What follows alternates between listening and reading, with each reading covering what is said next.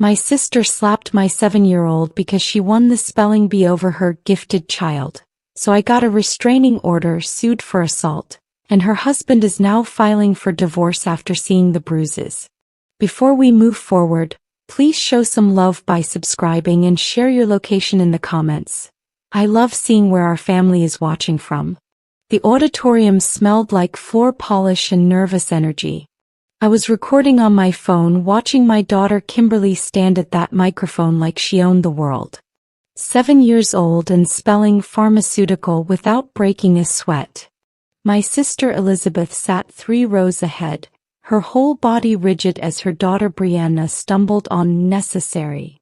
I saw Elizabeth's jaw clench when they announced Kimberly as the winner. Something cold moved through my chest, but I pushed it away. This was Kimberly's moment. She ran toward me, her 2 missing front teeth showing in the biggest grin, that cheap plastic trophy held high like Olympic gold.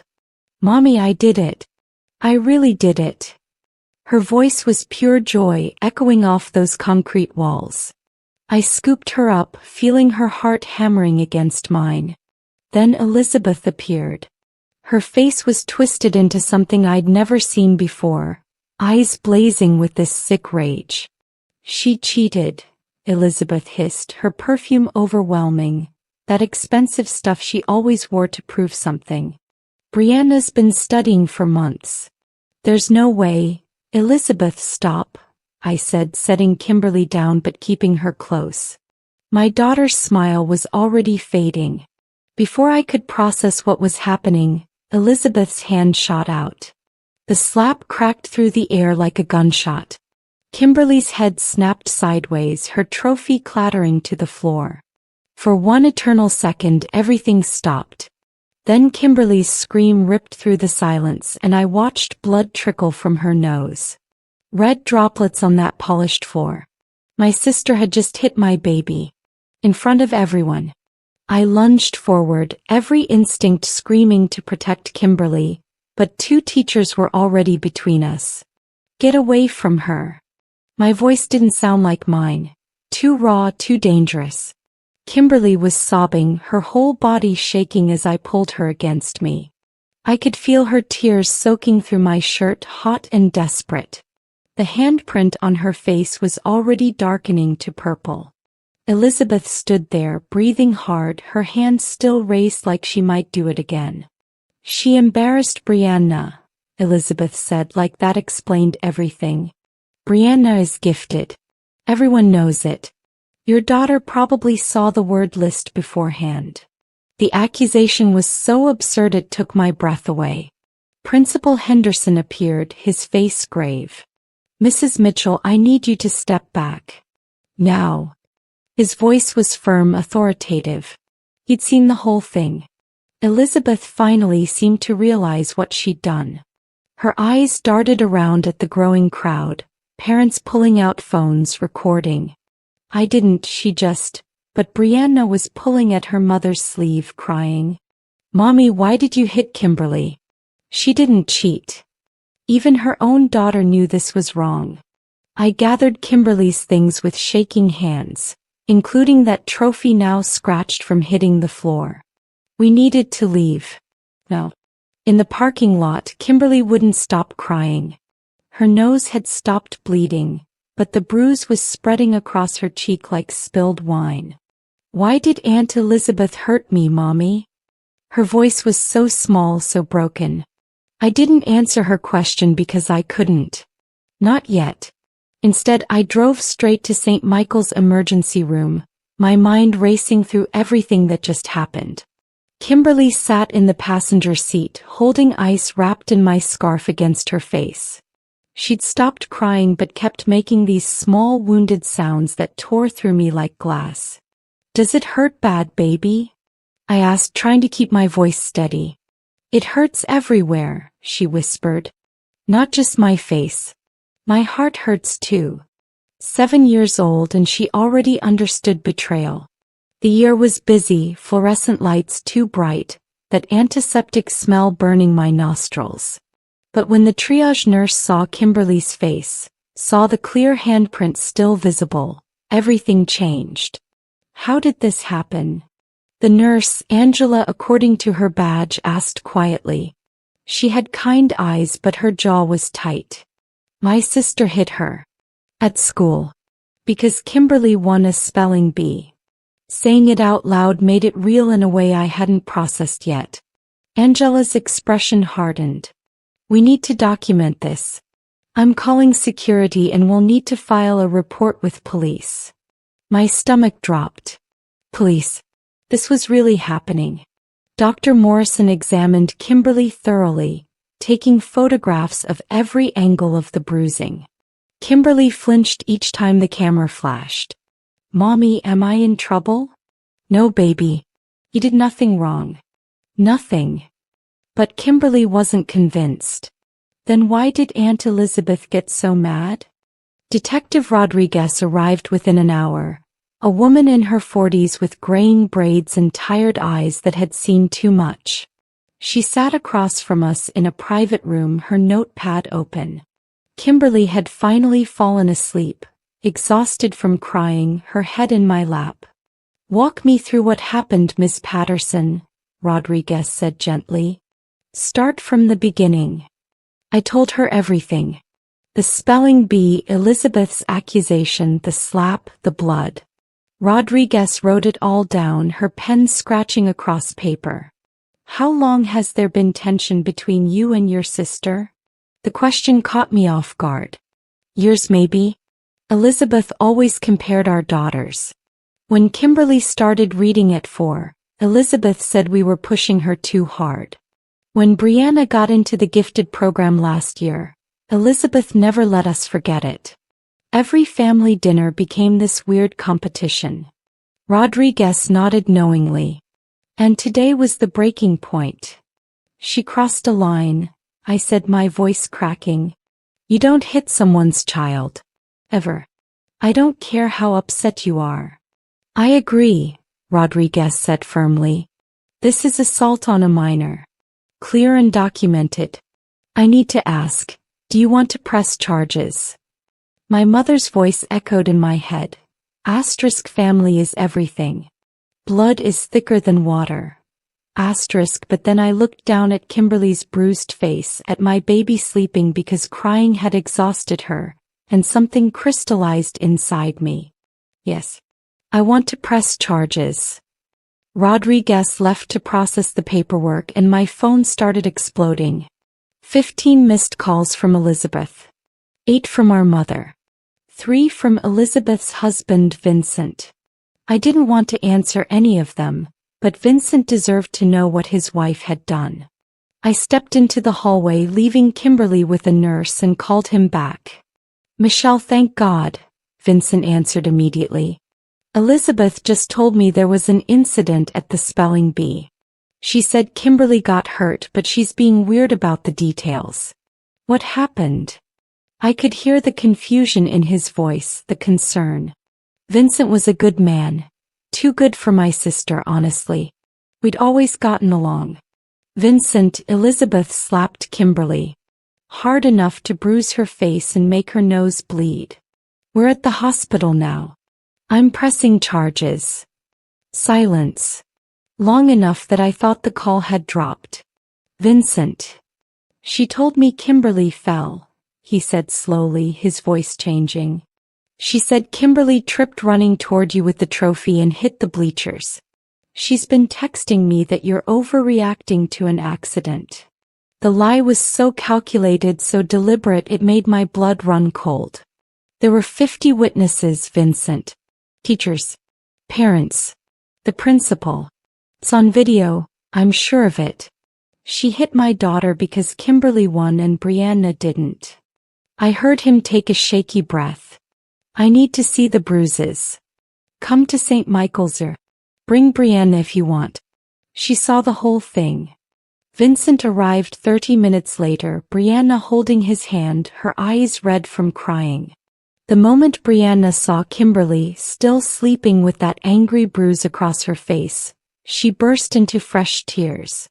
I'm sorry, Kimberly, Brianna sobbed, even though Kimberly couldn't hear her. I told Mommy not to be so mad. I told her you're just smarter than me at spelling. Vincent stood frozen, staring at his niece. His hand came up to cover his mouth. Jesus Christ, he whispered. Elizabeth did this? The handprint matches her ring, I said quietly. The ear doctor documented everything. Detective Rodriguez took my statement. This is assault, Vincent. He sank into the chair beside me, his face gray. I don't understand. She's been obsessed with Brianna being gifted, sure, but this is insane. Brianna climbed into my lap, careful not to wake Kimberly. Aunt Michelle, Mommy's been weird for a long time.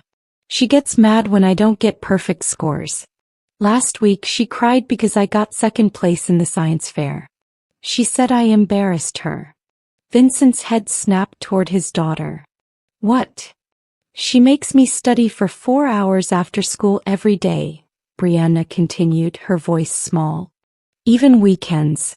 She said if I don't get into the best middle school, I'll be a failure like. She stopped, looking guilty. Like who, baby? I asked gently. Like you, Aunt Michelle. She always says you wasted your potential. Vincent left with Brianna, his face a mask of barely controlled fury. I'm taking Brianna to my mother's, he said. Then I'm going home to talk to Elizabeth. I need to hear her side, but Michelle, his voice cracked. I believe you. I'm so sorry. After they left, my mother finally showed up. Denise Patterson burst into the ear like a storm, her church dress swishing, makeup perfect even at 9 p.m. She took one look at Kimberly and her whole face crumpled. Oh, baby girl, she whispered, touching Kimberly's bruise with trembling fingers. Then she turned to me and I saw the war in her eyes. What are you planning to do? I already filed a police report, I said firmly. Tomorrow I'm getting a restraining order. And I'm pressing assault charges. Michelle, she's your sister. She hit my child. My voice rose, waking Kimberly. She didn't slap me, Mama. She slapped a 7-year-old little girl because her ego couldn't handle losing a spelling bee. What if next time she does worse? Mama's lips thinned. There won't be a next time. I'll talk to her. You always talk to her. You've been making excuses for Elizabeth our whole lives. When she keyed my car in high school because I got into Howard and she didn't. You said she was going through a hard time. When she told everyone at my graduation that I was pregnant to steal attention. You said she was just jealous. This ends now. Monday morning I stood in family court wearing my best suit, Kimberly beside me in her favorite purple dress. The bruise had darkened to a deep purple-black, impossible to miss. Judge Robinson, a black woman in her 60s with steel-gray locks, looked at Kimberly with barely concealed anger. Elizabeth sat across the courtroom with a lawyer she clearly couldn't afford. I recognized him from those billboard advertisements. Expensive and desperate. He stood up, adjusting his tie. Your Honor, this is a family matter blown out of proportion. Ms. Mitchell acknowledges she reacted poorly in a moment of maternal disappointment, but my client maintains this was a simple disciplinary tap, not assault. A tap. I couldn't stay silent. A tap doesn't leave bruises for a week. A tap doesn't make a child afraid to leave the house. Judge Robinson held up her hand. Miss Patterson, you'll have your turn. He turned to Kimberly. Sweetheart, can you tell me what happened? Kimberly's voice was steady despite her shaking hands. Aunt Elizabeth got really mad when I won the spelling bee. She said I cheated, which I didn't. Then she hit me really hard. My nose bleeded and my trophy broke. Were you afraid? Judge Robinson asked gently. Yes, ma'am. I thought she was gonna hit me again. The judge looked at the medical records, the photos, the police report. Then she looked at Elizabeth with pure disgust. Ms. Mitchell, you will have no contact with Kimberly Patterson for a minimum of 1 year. Restraining order granted. The video hit Facebook that night. Someone's parent had recorded the whole spelling bee and the slap was clear as day. Crystal clear. HD quality. You could see everything. Elizabeth's face twisted in rage, the deliberate wind-up, the crack of impact, Kimberly's head snapping sideways, the blood. Within hours it had 20,000 shares. The comments were brutal. This is what happens when parents live through their kids. She should be in jail. That poor baby. Look at her face. By morning it was on 3 local news stations. My phone rang constantly, reporters, old friends, strangers offering support. The elementary school released a statement saying Elizabeth was permanently banned from school property. Her employer, a prestigious law firm downtown, put her on immediate leave pending investigation. Vincent called me Tuesday afternoon. I need you to see something. He sounded wrecked. He came over with his laptop and we sat at my kitchen table while Kimberly watched cartoons in the living room. He pulled up text messages between Elizabeth and her friend Monique. The messages made me physically sick. Michelle's kid is going to make Brianna look bad. I need to do something. Maybe Kimberly will mess up at the spelling bee? Monique had responded. And if she doesn't? Elizabeth had written back. Then I'll make sure she regrets showing up my daughter. The messages were from 3 days before the spelling bee. Vincent's hands shook as he scrolled. She planned this, Michelle. Maybe not the exact slap, but she went there wanting to hurt Kimberly. The civil lawsuit moved faster than I expected. My lawyer, Nadine Davis, was a shark in a pantsuit who took one look at the case and smelled blood. This is slam dunk, she said at our first meeting. Premeditated assault on a minor, captured on video with medical documentation and witnesses. We're going for maximum damages plus emotional distress. Elizabeth's deposition was scheduled for late May. I wasn't allowed in the room, but Nadine recorded it per legal requirements. She let me listen afterward in her office. Mrs. Mitchell, did you strike Kimberly Patterson on April 15th? Nadine's voice was clinical, precise. It was a heat of the moment thing. I didn't mean to hurt her. But you did strike her? Yes, and you sent text messages 3 days prior discussing making Kimberly regret showing up your daughter. Can you explain what you meant by that? Silence on the recording. Then Elizabeth's lawyer, don't answer that. Mrs. Mitchell, you have a master's degree in psychology, correct? You understand child development. Yes. So you knew that striking a 7-year-old hard enough to leave bruises would cause both physical and emotional trauma? More silence. Then barely audible, I wasn't thinking clearly. Because you were angry that your daughter lost a spelling bee? Because everyone always chooses Michelle's kid over mine. The perfect little prodigy who makes Brianna look stupid. I was tired of it. Nadine turned off the recording. She just admitted everything on record. We've won. Vincent filed for divorce in June. He called me first as a courtesy. I can't stay married to someone who would hurt a child, he said quietly. Brianna's been in therapy. She told the counselor that Elizabeth has been emotionally abusive for years, that the pressure to be gifted was crushing her. I missed it, Michelle. I was working so much, traveling, and I missed that my wife was destroying our daughter's childhood. His voice broke. I'm getting full custody. Elizabeth can have supervised visitation only. The divorce filing was brutal. Vincent's lawyer included everything.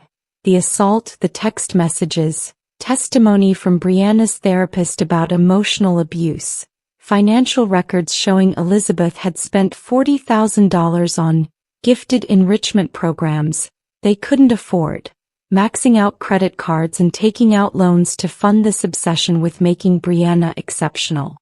When Elizabeth got served, she showed up at my house violating the restraining order. I watched from the window as police arrived and arrested her. She was screaming, mascara running down her face. "This is your fault, Michelle.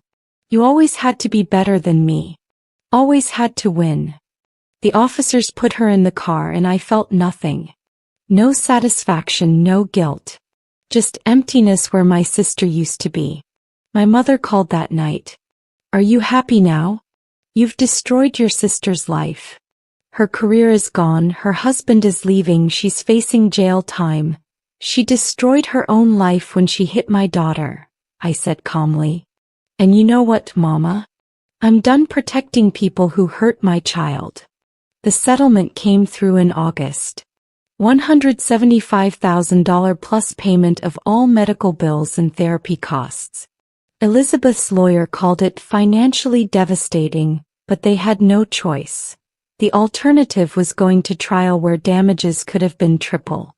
I put most of it in a trust for Kimberly's education. Some went to the therapist Kimberly would probably need for years. The rest went into savings because single mothers don't get the luxury of spending settlement money on anything frivolous. Kimberly was doing better. The bruises had faded, but the nightmares hadn't.